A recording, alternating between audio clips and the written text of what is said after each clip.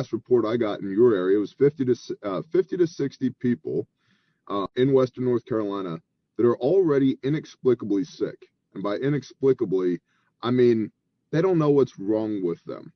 And the reason for that is all kinds of shit has washed into that river. Literal human feces from septic tanks that were ruptured, wastewater treatment plants, thousands of cadavers, even though the official reporting is that it's only 213 dead. Well, that conflicts with one coroner that I personally spoke with that had 1,200 people in reefer trailers, and another EMT that told me he was stacking body bags in the back of ambulances like cordwood. Okay, so the official number is 213, but there's thousands of corpses in the rivers and underneath 20 to 30 foot of mud in some areas, which is why the cadaver dogs are hitting on entire valleys, not just a spot or two. The entire valley is filled with bodies. Then you've got dead animals. Then you've got wastewater treatment plants, septic tanks.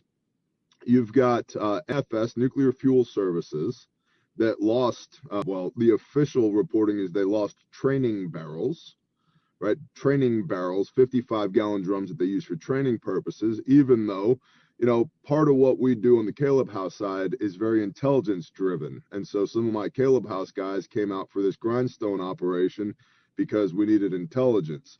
Well, we spoke to the former training manager at NFS who said, nope, those aren't training barrels. Those are live barrels. Wow. And officially the number was, well, it's just one live barrel.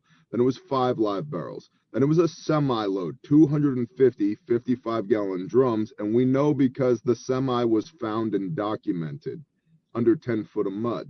So you've got nuclear fuel or waste fuels. You also have the facility at NFS. They said they lost a pole barn in the flooding.